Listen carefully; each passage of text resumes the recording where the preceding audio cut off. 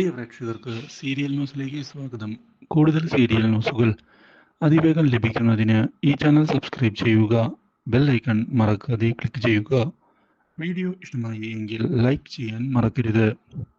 ഇനിയും ഇങ്ങനെ ജീവിതം മുന്നോട്ട് കൊണ്ടുപോകേണ്ട എന്നുള്ള തീരുമാനം എടുത്തുകൊണ്ട് മുന്നിലേക്ക് പോവുകയാണ് രാധികാമ്മ.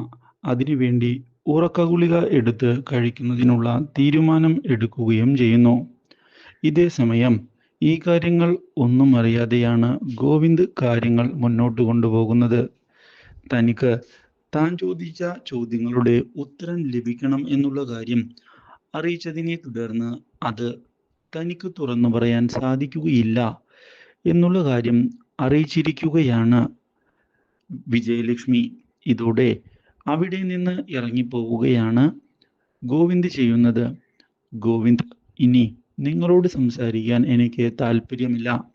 എനിക്ക് അറിയേണ്ട കാര്യം ഞാൻ നിങ്ങളോട് ചോദിച്ചു കഴിഞ്ഞു. പക്ഷേ നിങ്ങൾക്ക് ഉത്തരമില്ല.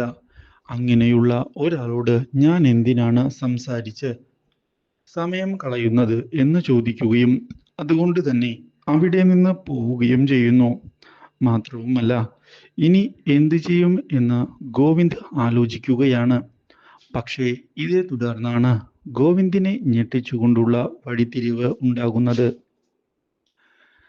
ഗുളിക കഴിച്ചതിനെ തുടർന്ന് അബോധാവസ്ഥയിൽ ആയിരിക്കുകയാണ് രാധികാമ്മ. കാര്യങ്ങൾ ഇതോടെ കൈവിട്ട് പോവുകയും ചെയ്യുന്നു. ഉടൻ തന്നെ ഹോസ്പിറ്റലിലേക്ക് കൊണ്ടുവരേണ്ട അവസ്ഥ ആവുകയും ചെയ്തിരിക്കുകയാണ്. ഇതോടെ ഹോസ്പിറ്റലിലേക്ക് ഈ കാര്യങ്ങൾ അറിഞ്ഞതിനെ തുടർന്ന് എത്തുകയാണ് ഗോവിന്ദ്. ഇതോടെ ഡോക്ടർ ഇപ്പോൾ ക്രിട്ടിക്കലായ അവസ്ഥയിലാണ് ഉള്ളത് എന്നുള്ള കാര്യം തുറന്നു പറയുന്നു. രാധികാമ്മയുടെ കാര്യത്തിൽ ഒന്നും പറയാൻ പറ്റില്ല. ഒരുപക്ഷെ മരണപ്പെടാനും സാധ്യതയുണ്ട്. ഓവർഡോസ് ആണ് കാരണം. ധാരാളം ഉറക്കഗുളിക കഴിച്ചിട്ടുണ്ട്. എന്താണ് ഇതിന് കാരണം എന്ന് ചോദിക്കുകയും ചെയ്തതിനെ തുടർന്ന് ഗോവിന്ദിന്റെ മുന്നിലേക്ക് ഗീതു കടന്നു വന്നിരിക്കുകയാണ്.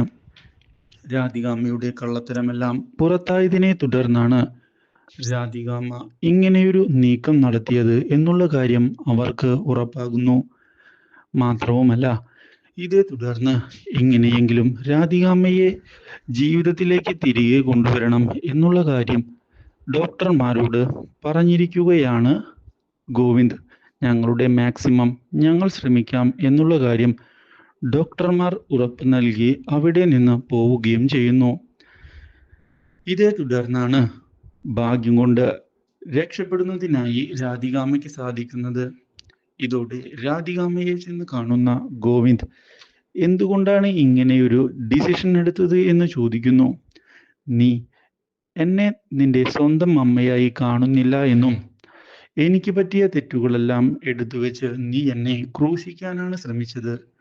ഞാൻ നിന്നെ ഒരിക്കലും സ്നേഹിക്കാതിരുന്നിട്ടില്ല.